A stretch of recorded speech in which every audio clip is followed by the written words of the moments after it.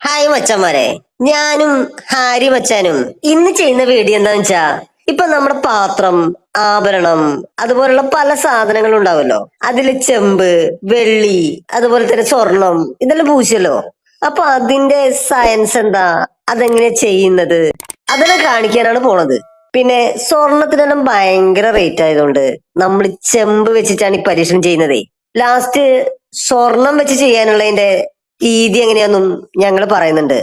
അപ്പം എല്ലാവരും video skip ചെയ്യാണ്ട് അവസാനം വരെ കാണുക. ഓക്കെ മച്ചന്മാരെ? ഇതിന്റെ മോയി ചെമ്പ് പൂച്ച. നമുക്ക് വീഡിയോയ്ക്ക് പോയാലോ? ഇതിന് വേണ്ട സാധനങ്ങൾ: വയറ്, ബാറ്ററി, സീല്, ചെമ്പ്, വള്ളം, തുറിച്ച്.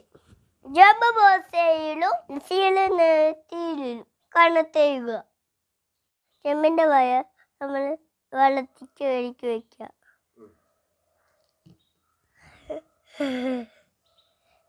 വെള്ള സീല് വെള്ളത്തിൽ കയറ്റി വെക്കുക. നമുക്ക് 10 പേരെ എണ്ണ. 1 2 3 4 5 6 7 8 9 10. നമ്മൾ ഇത് മെല്ലെ പൊക്കി നോക്കാം.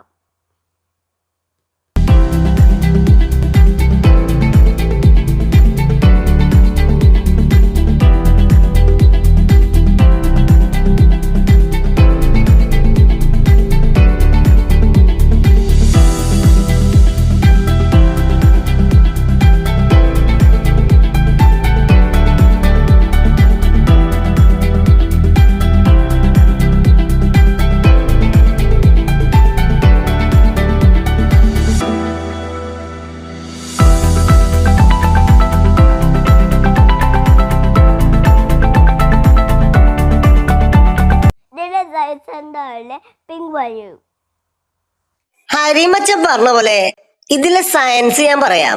ഈ തുരിശ് കലക്കിയ വെള്ളം എന്ന് വെച്ചാ അത് കോപ്പർ സൾഫേറ്റ് ലായനിയാണ്. പോസിറ്റീവിൽ കോപ്പറും നെഗറ്റീവിൽ സ്റ്റീലും ആണ് കണക്ട് ചെയ്തത്. ഈ കോപ്പർ സൾഫേറ്റ് ലായനിയിലെ കോപ്പർ നമ്മൾ വോൾട്ടേജ് അപ്ലൈ ചെയ്യുമ്പോൾ നെഗറ്റീവിലേക്ക് പോകുന്നു.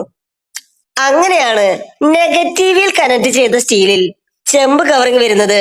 മച്ചന്മാരെ, ഈ പോസിറ്റീവില് ചെമ്പ് എന്തിനാ വെച്ചെന്ന് വെച്ചാ, ഈ ലാനിന്ന് പോകുന്ന ചെമ്പിന്റെ അയോണുകൾക്ക് പകരം പോസിറ്റീവിൽ വെച്ച ചെമ്പിന്ന് അയോണുകൾ റീപ്ലേസ് ആവുന്നേ. നമ്മുടെയൊക്കെ വലിയ ചേട്ടന്മാരില്ലേ, അവര് പഠിക്കുന്ന ഇലക്ട്രോപ്ലേറ്റിംഗ് എന്നൊരു സംഭവം ഉണ്ട്, അതാണിത്. പിന്നെ സ്വർണം പൂശുന്ന കാര്യം പറഞ്ഞില്ലായിരുന്നോ? ഈ സ്വർണം പൂശുമ്പം പോസിറ്റീവിലെ അവിടെ സ്വർണത്തിന്റെ പീസ് വെക്കുക, നെഗറ്റീവില് ഏതിലാണോ സ്വർണം പൂശേണ്ടത് അതും കണക്ട് ചെയ്യുക. പിന്നെ ലായനി ഗോൾഡ് സയനൈഡ് ആണ്, അതാണ് ഉപയോഗിക്കുന്നത്. അപ്പോ എന്തെങ്കിലും സംശയം ഉണ്ടേ കമന്റ് ബോക്സിൽ കമന്റ് ചെയ്യുക. എല്ലാരും ഈ വീഡിയോ ലൈക്ക് ചെയ്യുക, ഷെയർ ചെയ്യുക, അതുപോലെ ചാനലൊന്ന് സബ്സ്ക്രൈബ് ചെയ്യുക.